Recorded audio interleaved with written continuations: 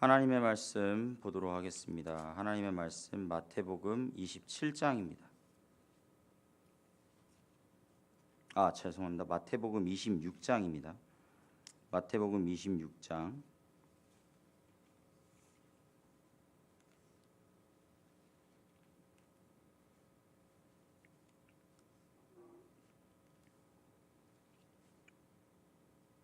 마태복음 26장부터 28장을 보도록 하겠는데 오늘 마태복음 26장을 다 같이 읽도록 하겠습니다.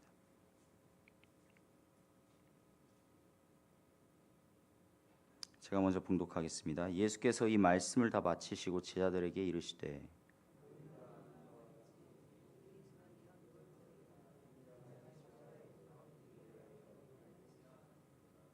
그때 대제사장들과 백성의 장로들이 가야바라 하는 대제사장의 관정에 모여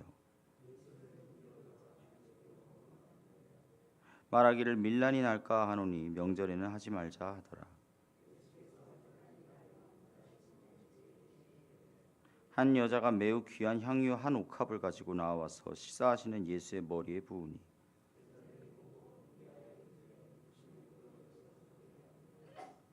이것을 비싼 값에 팔아 가난한 자들에게 줄 수 있었겠도다 하거늘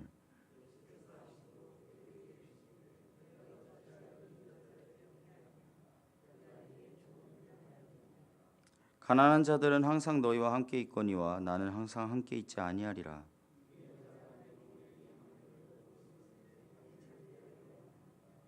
내가 진실로 너희에게 이르노니 온 천하에 어디서든지 이 복음이 전파되는 곳에서는 이 여자가 행한 일도 말하여 그를 기억하리라 하시니라.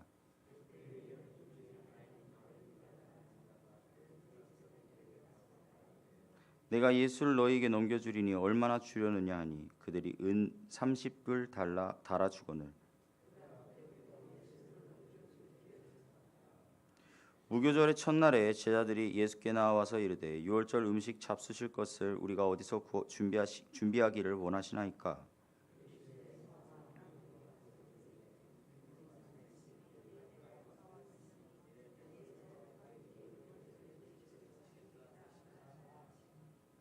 제자들이 예수께서 시키신 대로 하여 유월절을 준비하였더라.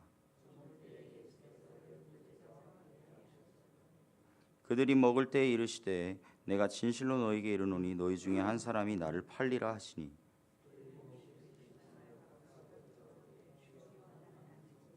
대답하여 이르시되 나와 함께 그릇에 손을 넣는 그가 나를 팔리라.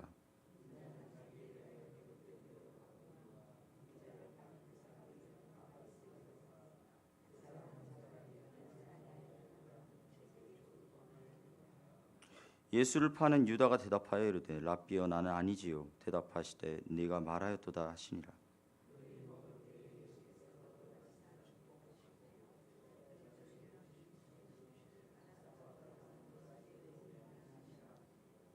또 잔을 가지사 감사기도 하시고 그들에게 주시며 이르시되 너희가 다 이것을 마시라.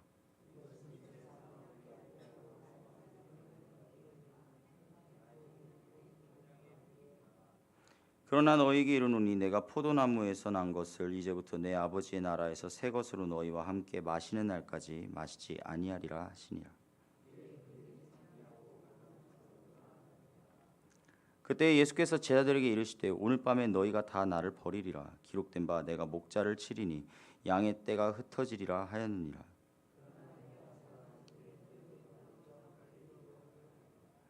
베드로가 대답하여 이르되 모두 주를 버릴지라도 나는 결코 버리지 않겠나이다.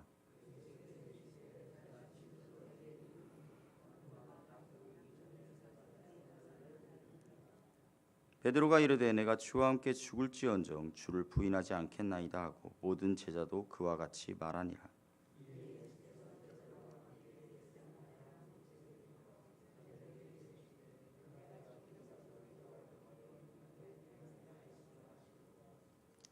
베드로와 세베대의 두 아들을 데리고 가실새 고민하고 슬퍼하사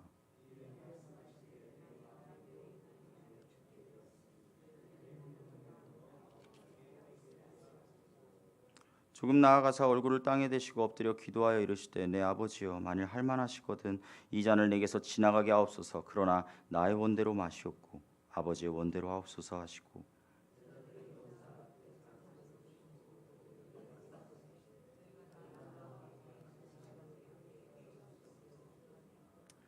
시험에 들지 않게 깨어 기도하라. 마음은 원이로되 육신이 약하도다 하시고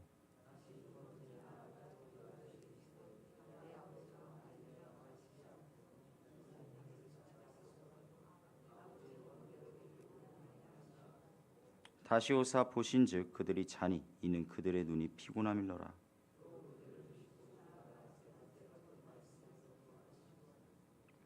이에 제자들에게 오사 이르시되 이제는 자고 쉬라. 보라 때가 가까웠으니 인자가 죄인의 손에 팔리느니라. 다 같이 읽겠습니다. 일어나라 함께 가자. 보라 나를 파는 자가 가까이 왔느니라. 아멘. 이것은 살아계신 하나님의 말씀입니다. 아멘.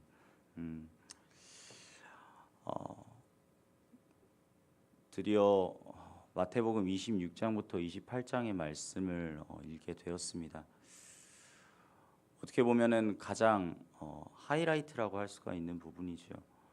예수님께서 잡히시고 그리고 십자가의 고난을 당하시고 그리고 부활하시는 그러한 놀라운 사건을 이 26장부터 28장 가운데 이렇게 표현을 해주고 있습니다.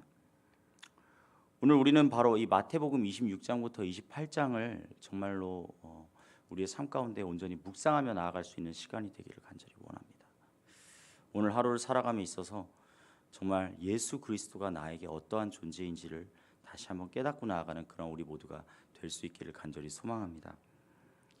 먼저 마태복음 26장에 보면은 예수님께서 행하시는 일들, 그 모든 일들에 대해서 결국에는 예수를 죽이고자 의논하는 그러한 대제사장들과 그리고 장로들의 그러한 모습들을 볼 수가 있습니다. 그들에게 있어서 예수라는 존재는 결코 섬겨야 될 대상 혹은 백성들처럼 그렇게 따르고 추앙하는 그런 메시아적인 그런 존재들이 아니었습니다. 그저 눈의 가시였던 것이죠. 왜냐하면은 그들의 신앙적인 부분, 그들의 그런 모습들 가운데서 사사건건 그들의 마음 가운데 계속해서 아픈 가시를 찔러 넣기 때문입니다. 성도님들, 아픈 가시를 찔러 넣는 것이 마냥 나쁜 일일까요? 아닙니다. 아픈 가시를 찔러 넣는다는 것은 한마디로 그 마음 가운데 아픈 가시가 계속해서 끊임없이 생겨날 수 있는 그러한 빌미를 제공하고 있는 것이고, 그것에 대해서 내가 다시 회개함으로 나아가야 되는 수용적 자세가 있어야 될 줄로 믿습니다. 우리는요 끊임없이 죄를 짓는 존재입니다. 하지만 그 죄에 대해서 외면하고 그 죄에 대해서 아무것도 하지 않으면은 결국에는 그 죄에 대해서 자신이 먹혀 있는지도 모르고 그렇게 무뎌지게 되고 맙니다. 우리가 그러한 모습이 되지 않기 위해서 하나님께서는, 예수님께서는 끊임없이 우리에게 아픈 가시를 찔러 넣습니다. 그것에 민감하게 반응할 수 있는 우리 사랑하는 서천중앙교회 모든 식구들이 될 수 있기를 간절히 소망합니다. 하지만 이 마음에 안타깝게도 그 마음의 수용적인 마음을 받아들이지 못하는 그러한 모습이 밖에 있는 대제사장들과 그 다음에 서기관들 그리고 장로들에게만 있는 줄 알았는데 그게 아니라 누구한테도 있었어요? 바로 이 제자들 안에서도 있었다는 사실입니다. 가룟 유다가요 결국 배반할 길을 선택을 합니다. 예수를 잡아 죽이려고 의논하는 그들을 향하여서 예수를 팔아넘길 생각을 결국엔 하게 됩니다. 가룟 유다가 예수님과 함께 있었던 시간은 3년 가까이 됩니다. 3년의 공생애 동안 예수님과 함께 살았고 예수님과 함께 동행하였으며 예수님이 행하신 그 놀라운 일들을 전부 다 똑똑히 지켜보았던 가룟 유다였습니다. 그런데 그의 마음 가운데서는 예수님을 주로 고백하지 않았던 것입니다. 예수님을 팔아넘길 그러한 마음을 가지게 되었다. 이것은 예수님에 대해서 알지 못하는 제자의 한 모습을 볼 수가 있는 것입니다. 3년 동안 예수님과 바로 옆에 있었음에도 불구하고 그렇게 배반을 하는 가룟 유다. 예수님을 정말로 따르기를 원하는 우리들의 마음이지만 우리들의 마음 가운데서도 삶 가운데 살아가다 보면은 예수님보다는 다른 것에, 예수님보다는 좀 더 세상적인 것에 치우칠 때도 있습니다. 그것이 바로 사람의 마음입니다. 그것이 바로 사람의 너무나도 쉽게 변하는 그러한 마음의 본성입니다. 우리는 오늘 이 모습을 보면서, 이 가룟 유다의 모습을 보면서 주님 저는 아니지요 라고 그렇게 말하는 것이 아니라 주님 제가 바로 그 죄인입니다라고 고백하는 우리 모두가 될 수 있기를 간절히 원합니다. 우리의 그 죄인된 모습을 부끄러워하고 숨기는 것이 아니라 주님께 온전히 가지고 나아가자고요. 우리가 그렇게 나아갈 때 예수님께서는요 그것에 대해서 질책하고 그리고 그것에 대해서 왜 그랬냐고 그렇게 말하는 것이 아니라 그것을 따뜻하게 품어주시고 안아주시는 예수님의 모습을 만날 수가 있을 것입니다.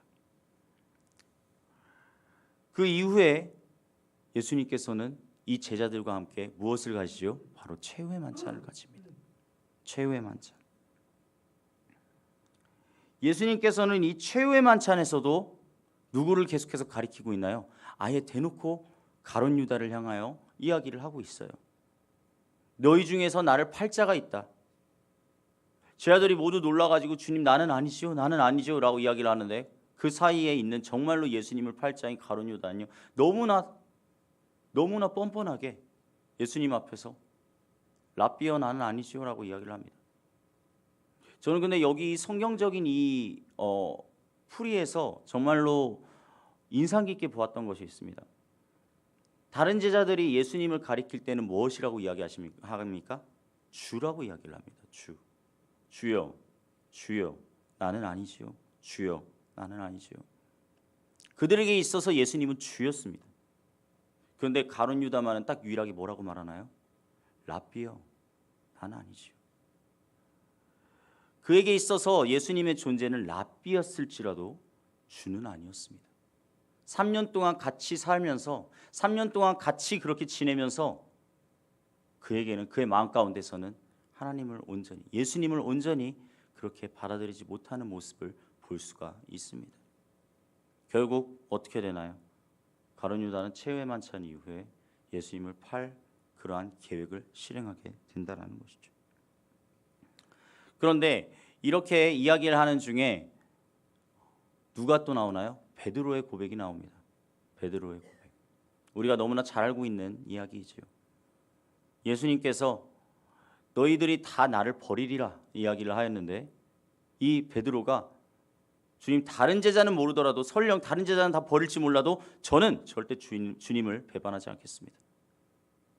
그러자 주님께서 아주 인상 깊은 말을 하시죠. 오늘 밤 다 굴기 전에 내가 3번 나를 부인하리라. 우리의 마음 가운데 너무나 쉽게 자신하는 부분이 있습니다. 나는 예수님을 너무나 쉽게 나는 예수님을 절대 배반하지 않겠지. 나는 예수님을 정말로 내 마음 가운데 온전히 모시고 나아가고 있지. 그렇게 고백을 하지만 여기 앞에 있는 전도사 또한 마찬가지입니다. 매번 무너지고 매번 주님께 다시 한번 주님 너무나 죄송합니다. 주님 너무나 죄송합니다라고 그렇게 고백하며 나아가는 모습입니다. 사랑하는 성도님들, 주님께 가까이 나아가시기를 원합니다. 설령 그것이 우리의 마음 가운데 때로는 우리의 마음과 생각대로 그렇게 예수님을 바라보지 않고 그렇게 예수님을 또 버릴지 모르겠지만 그럼에도 불구하고 다시 한번 주님께 가까이 나아갈 수 있는 우리 모두가 될 수 있기를 간절히 소망합니다. 그것이 바로 우리가 계속해서 살아가야 될 우리의 신앙의 고백인 줄로 믿습니다. 예수님께서는 그렇게 제자들과의 만찬을 마치시고 어디로 올라가시나요? 겟세마네 동산에 올라가십니다. 예수님께서는 완전한 신이시지만 완전한 사람이시기도 하십니다. 어떻게 그 고통을 다 받아야 되는데 그것이 어찌 무섭지 않을 수 있겠습니까? 정말로 무섭습니다. 두렵습니다. 그렇기에 그 엄청난 고통을 이제 감당해야 될 그 상황 가운데에서 결국에는 예수님께서 계속해서 기도하고 있는 거예요. 주님, 하나님, 아버지, 바라옵기로는 이 잔이 내게서 넘어가기를 원합니다. 그러나 나의 뜻대로 마시옵고 아버지의 원대로 하옵소서. 얼마나 많은 고민이 있었겠습니까? 얼마나 많은 고뇌와 그리고 그 앞에 닥칠 그 두려움 가운데에서 얼마나 많은 생각이 들었겠습니까? 하지만 예수님께서는 그 마음을 아버지께 온전히 맡기기로 마음 먹었습니다. 그리고 그것을 실행하게 되죠. 그것을 따르게 되죠. 하나님 아버지의 그 계획, 자신이 죽어야 되는 그 계획을 결국 실행하게 되죠. 27장의 말씀은 그 예수님의 그 십자가에 못 박혀 죽으심을 아주 생생하게 표현해 주고 있습니다. 여러분들도 아마 아시는 영화일 것입니다. 꽤 오래전에 나왔던 영화인데 패션 오브 크라이스트라는 영화를 아마 보신 적이 있으실 것입니다. 우리 이렇게 고난 주간에 성금요일 날에 이렇게 우리가 묵상할 때 자주 트는 영상 중에 하나지요. 그런데 그 영화를 정말로 수없이 그 고증을 계속해서 거치면서 정말로 어떻게 하면 사실적으로 그것을 표현해낼까라고 고민하면서 만들어낸 게 바로 그 영화인데, 그런데 그것에 대해서 신학자들이 하는 이야기가 무엇이죠? 실제로 당했던 거에 겨우 10분의 1도 되지 않는다. 이것보다 훨씬 더 참혹하고 잔인하고 그리고 고통스럽게 죽었을 것이다. 저는 그들이 그렇게 고증하는 모습을 보면서 예수님께서 얼마나 그 우리의 모든 고통을 다 지고 그리고 그 십자가의 길을 가셨는지가 계속해서 느껴지게 됩니다. 사랑하는 성도님들, 우리의 삶 가운데 얼마나 십자가를 묵상하고 있습니까? 우리의 삶 가운데 묵상하는 그 십자가가 얼마나 우리의 가슴 가운데 주님께서 얼마나 그렇게 고통스러웠을까, 얼마나 그렇게 힘들었을까를 우리의 마음 가운데 얼마나 헤아리고 있습니까? 사실 온전히 헤아리지 못합니다. 우리는 그러한 고통을 직접 당해보지 않았기 때문에. 하지만 그렇기에 감사해야 될 줄로 믿습니다. 예수님께서 우리에게 행하신 그 놀라운 일들, 예수님께서 우리에게 보여주신 그 놀라우신 사랑을 다시 한번 깨닫고 나아가는 우리 모두가 될 수 있기를 간절히 원합니다. 그리고 이 27장에 인상 깊은 모습이 하나가 있습니다. 무엇이냐면 바로 가룟 유다죠. 결국 자기 죄를 못 이겼습니다. 원래 인간은 자기 죄를 이길 수 없습니다. 그렇기 때문에 어떻게 하죠? 자기가 팔고 받은 그 은 30을 다시 돌려주겠으니 예수님을 다시 넘겨주십시오. 그런데 어떻게 돼요? 넘겨받지 못하죠. 그리고 결국에는 그 스스로의 그 자신의 그 죄를 못 이겨서 어떻게 합니까? 스스로 목숨을 끊고야만 합니다.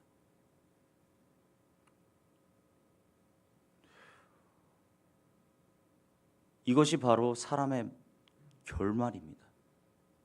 예수님께서 구원해 주지 않았으면 결국에는 죄에 잡아먹혀서 죽게 되는 그 결말입니다.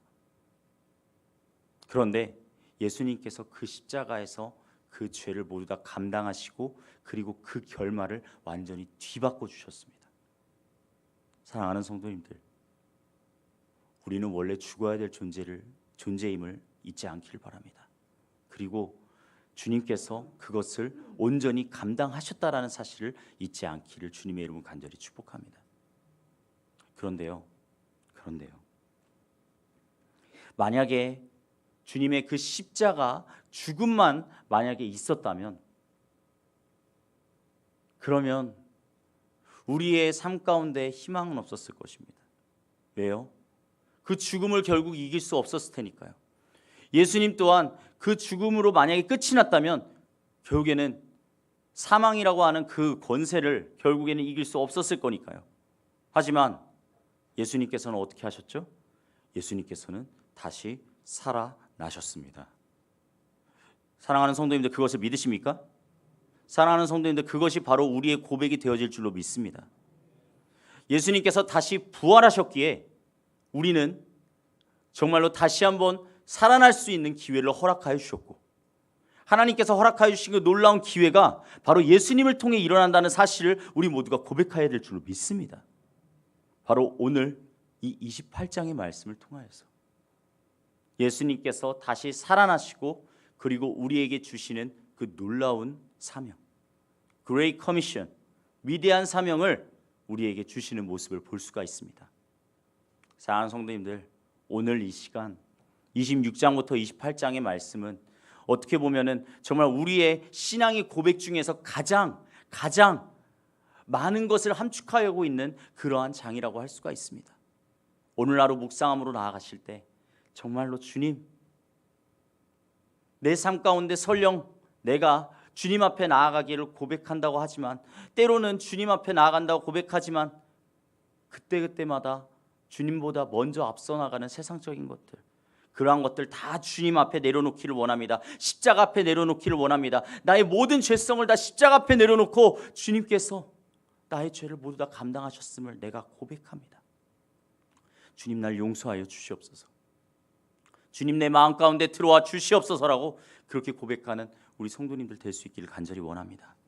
또한 그뿐만이 아니라 그 죽음에서 끝나는 것이 아닌 하나님의 놀라운 은혜와 사랑으로 예수님을 그 십자가에서 죽으셨지만 3일 만에 다시 부활시킨 놀라운 그 은혜와 사랑을, 그리하여서 주 예수를 믿는 자 또한, 주 예수를 믿는 자는 누구든지 구원을 얻으리라라고 고백되어지는 그 고백을 우리가 굳건히 붙잡고 나아간다면 그 죽음 또한 우리가 이길 수 있는 길을 허락하여 주신 그러한 주님을 다시 한번 고백하며 나아가는 우리 사랑하는 성도님들 되시기를 주님의 이름으로 간절히 축복합니다. 아멘. 기도하도록 하겠습니다.